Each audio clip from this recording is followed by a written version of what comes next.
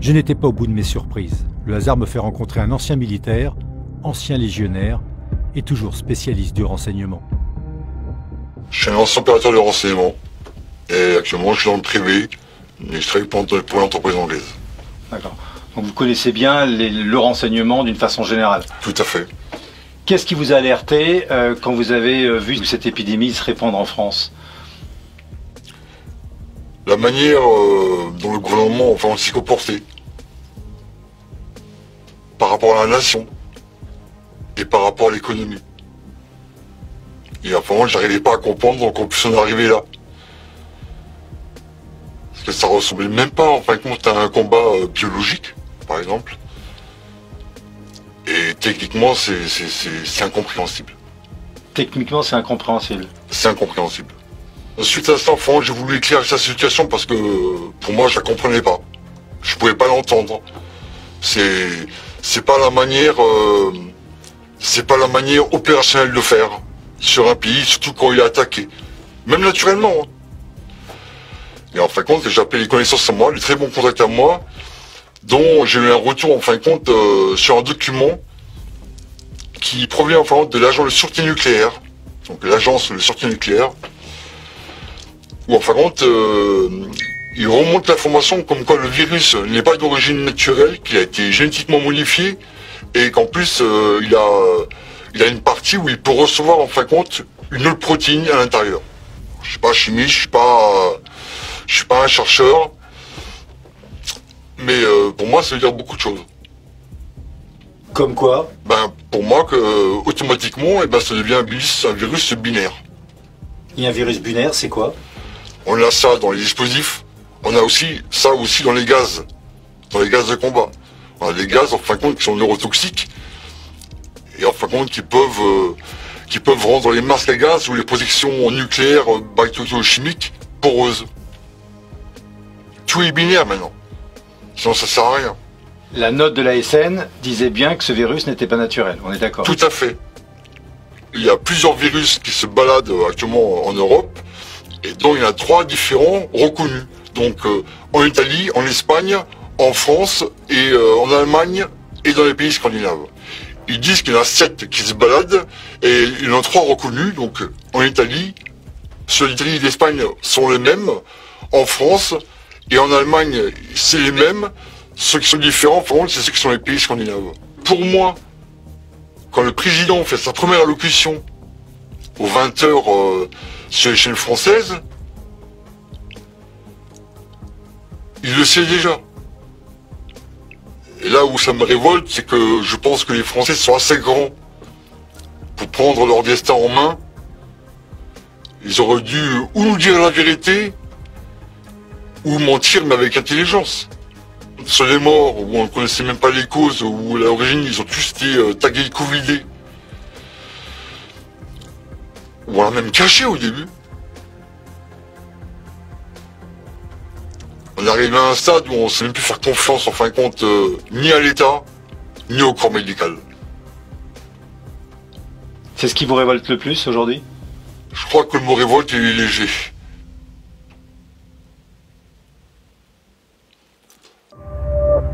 L'avantage avec un virus devenu soudainement pandémique grâce aux recherches de l'homme, c'est que beaucoup de situations deviennent un peu plus compréhensibles.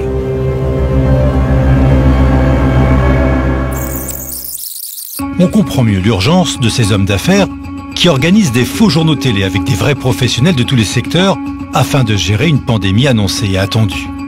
Un événement sous la gouvernance de Bill Gates et du Forum économique de Davos qui rassemble les plus gros industriels de la planète. Depuis 50 ans, cette organisation utilise toutes les problématiques de nos sociétés, de la pollution au réchauffement climatique, en passant par les catastrophes humaines ou naturelles pour les diriger vers un seul objectif. What we want to do in Davos this year in this respect is to push the reset button. Cette organisation internationale annonce le Grand Reset. On y retrouve Bill Gates et sa fondation. Un programme de 460 millions de dollars vient d'être monté pour faire face aux épidémies. La prévoyance chez Bill est une seconde nature. Surtout quand il s'agit de combattre des virus, le fondateur de Microsoft doit en garder de mauvais souvenirs.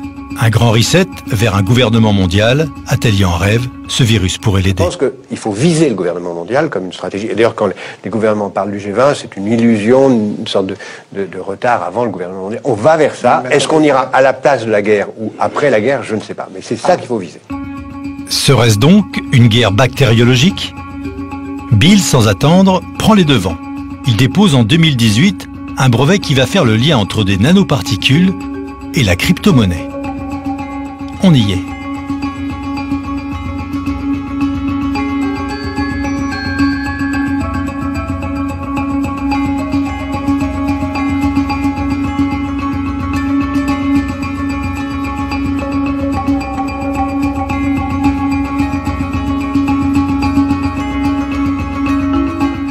Pour que la crypto-monnaie puisse exister, il faut surtout que les capacités techniques de circulation soient mises en œuvre. Et donc, ce qui explique que, effectivement, il y a eu en particulier en France, à la faveur du confinement, des décisions de mise en œuvre rapide de la technologie 5G et de l'installation d'antennes 5G qui permettront, en effet, une circulation plus aisée de toutes ces données dématérialisées, parce qu'il faut se rendre compte qu'aujourd'hui, la monnaie circule déjà partiellement de façon dématérialisée, mais pas totalement, et que pour générer une circulation dématérialisée totale, qui s'ajoutera à toutes les autres données dématérialisées non liées à la monnaie, comme par exemple les données de santé, eh bien, il faut des capacités technologiques, techniques, qui ne sont peut-être pas suffisantes encore à l'heure actuelle. Sans la 5G, il n'y a pas d'Internet des objets, ce qu'on appelle Internet of Things.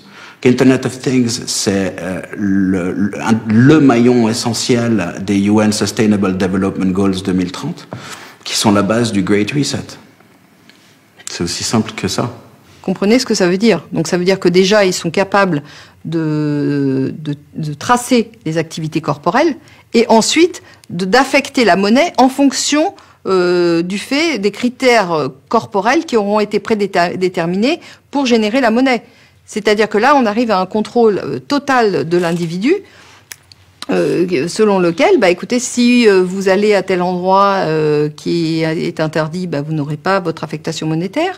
Si vous ne pratiquez pas tel exercice physique ou vous abstenez ou au contraire pratiquez tel exercice physique qu'il ne faut pas, vous n'aurez pas votre affectation monétaire. Tout va être, si vous voulez, robotisé. L'affectation monétaire va être robotisée en fonction de critères qui seront déterminés par ces entreprises qui contrôlent les données personnels qui circuleront de façon dématérialisée. Donc là, on arrive quand même dans un système de contrôle intégral où je dois dire que la liberté va devenir un lointain souvenir et les individus n'auront plus la capacité d'autodétermination, non pas au niveau des États, puisque ça a disparu depuis longtemps, mais au niveau individuel et personnel. J'ai le vertige. Comment des hommes peuvent-ils imaginer des scénarios aussi tordus et en réussissant à corrompre toutes nos élites? Je décide de joindre une spécialiste des pathologies du pouvoir. Elle vit en Colombie, collectionne les doctorats. Après, ça devrait aider à éclairer ma lanterne. 20 ans à analyser les pathologies du pouvoir, d'abord via la philosophie et ensuite via la psychologie. J'ai fait un doctorat sur la représentation du temps dans la psychose. Il y a une constante dans l'histoire de l'humanité, c'est que ceux qui ont des privilèges, au détriment de ceux qui n'en ont pas, se sentent persécutés par ceux qui n'en ont pas, parce que ceux qui n'en ont pas et qui sont plus nombreux pourraient éventuellement se rendre compte qu'ils ont confisqué des privilèges et même, pourquoi pas les tuer. Et donc, ils organisent des complots contre ceux qui n'en ont pas. C'est l'histoire de l'humanité. C'est l'histoire de l'humanité. Sauf qu'il y a quelque chose d'absolument inédit aujourd'hui, c'est qu'on n'a pas le droit de le penser. Et que toute pensée sur cette question est criminalisée. On comprend mieux la précision de ces scénarios catastrophes avec des millions de morts imaginés par les Rockefeller et les Bill Gates. Des scénarios de milliardaires écrits avec la collaboration de scientifiques de renom, des prophètes qui n'auraient donc rien de prophètes. Et que dire aussi de cet article de M. Fauci, paru dans une grande revue scientifique, relativisant les conséquences d'une épidémie causée par un virus similaire, mais indiquant que les maladies graves qui en découleraient éventuellement seraient la conséquence de bactéries colonisatrices répandues.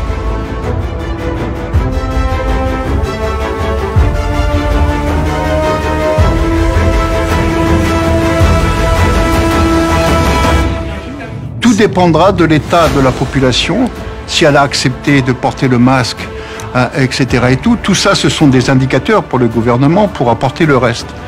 Ce qui m'inquiète, je vais le dire directement parce que je l'ai déjà dit sur Twitter, 2 de nos conseillers médicaux, le professeur Chris Whitty et Sir Patrick Vallance, au Royaume-Uni, ils sont les principaux conseillers pour le gouvernement. Ils sont là tous les 15 jours et nous effraient avec des projections qui, je le sais, n'ont absolument aucun sens. Je veux dire, je les ai même pris en flagrant délit de mensonge. Parfois, c'est embarrassant, ils déclarent des choses que je sais être factuellement fausses. Et comme ce sont des gens intelligents, je sais qu'ils savent que je sais. Donc ils disent qu'ils se sont mal exprimés. C'est ce qu'on dit en Amérique de nos jours. Quand vous dites un mensonge et que vous vous faites prendre, vous dites que vous êtes mal exprimé. Donc ils se sont probablement mal exprimés de manière répétée. Je suis tristement arrivé à la conclusion que le gouvernement n'est pas mon ami et que les conseillers du gouvernement ne sont pas honnêtes. C'est triste d'en arriver là. Peut-être on pourrait leur dire de se réveiller enfin. Mais je crains que les personnes qui décident du scénario que nous allons devoir suivre et que nous serons obligés de suivre sont déjà en avance de 3 ou 4 coups sur moi. Cette pandémie doit rassurer Bill Gates. Ce qu'il avait annoncé, comme d'autres hommes d'affaires, est bien arrivé. Mais sans les millions de victimes prophétisées, grâce à une nature toujours souveraine. La pandémie, pour ce jeune entrepreneur et ingénieur qui travaille dans le numérique, n'est qu'une étape. Car derrière, la guerre est déclarée à tout le système bancaire. Toutes les techs ont explosé en bourse. Apple, je n'ai pas vraiment le cheminement, mais j'ai l'impression que l'année dernière, on nous parlait d'une valorisation à 1000 milliards de dollars, ce qui est quand même gigantesque. C'est déjà gigantesque qu'une société comme Apple soit positionnée parmi la liste des pays en richesse intérieure. Apple n'est pas un pays, Apple n'est pas un système démocratique, c'est une société. Une société n'est pas un système démocratique malgré les lois sociales, malgré les protections sociales. Amazon, c'est pareil. La personnalité de Jeff Bezos qui passe de 100 milliards de fortune personnelle à 200 milliards dans un horizon de 6 mois, mais qu'est-ce que ça veut dire? Il est libertarien, monsieur Bezos. Il n'est pas libertaire, il est libertarien. Comme finalement l'ensemble de cette sphère de haute décision. Vous savez ce que veut dire libertarien? Non. Ça veut dire qu'il ne doit rien à personne. Son succès, il l'a construit tout seul. C'est un mono-organisme qui est sorti tout seul et qui rayonne comme le soleil du haut de sa position. Ça n'existe pas. Ça n'existe pas. En fait, ce qui se passe devant nous, une crise sanitaire certes, mais une crise fondamentale des pouvoirs financiers dans lequel le banquier traditionnel, celui que l'on dépeint toujours comme étant le mauvais garçon, deviendrait même le petit agneau qu'il faut défendre. Ça veut dire qu'avec des moyens techniques adaptés, à un moment donné, l'argent liquide n'aura plus vraiment de nécessité. Le vecteur qui permet le paiement en ligne, c'est votre téléphone mobile. Le téléphone mobile, aujourd'hui, avec une norme qui s'appelle NFC, permet en fait un paiement sans contact. Le sans contact, c'est un sujet Covid. Pas de contact avec les vecteurs qui vont porter le virus. Pas de contact avec le billet de banque qui peut et qui a été certainement dans toutes les mains. Donc, au final, notre carte de crédit et notre téléphone mobile, c'est un sujet extrêmement important. Si jamais l'argent liquide disparaissait au niveau mondial et que le téléphone mobile était le simple élément de paiement, on basculerait dans un autre monde qui serait le monde de la donnée. Mais le monde de la donnée pose un problème, qui est un problème de l'intimité de l'être humain et de sa liberté absolue et de son libre arbitre. Ce téléphone mobile, quand vous le portez dans la poche et que vous payez avec, que vous auriez tendance à payer avec, évidemment, contient d'autres capteurs. Et parmi les autres capteurs, il a une petite puce Bluetooth.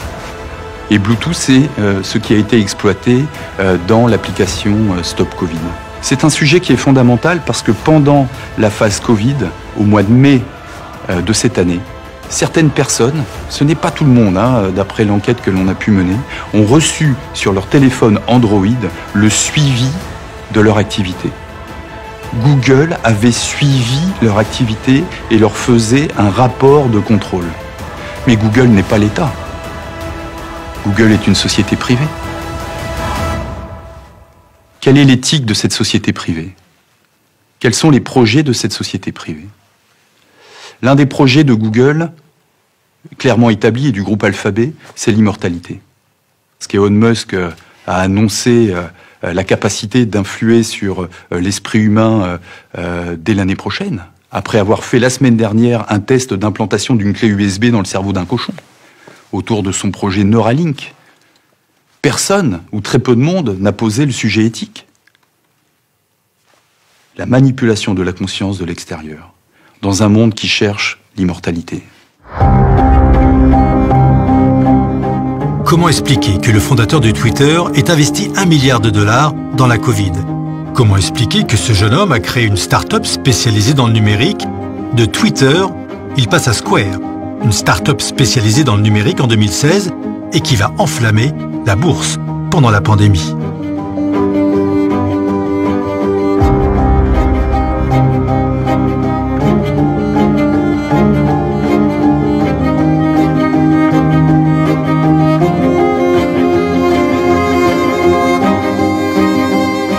On a parlé de Google, on parle donc d'Eric Schmidt, qui est son dirigeant. On a parlé donc de Twitter et maintenant de Square avec son dirigeant. On les retrouve étonnamment dans un institut, et cet institut s'appelle l'Institut Berggruen. Bienvenue dans un monde rêvé, qui veut changer le monde, mais surtout qui veut transformer l'humain. Avec de l'intelligence artificielle et de la biotechnologie, un monde d'après en quelque sorte. Les démocraties sont donc appelées à disparaître. Je vous présente les candidats à cette transformation.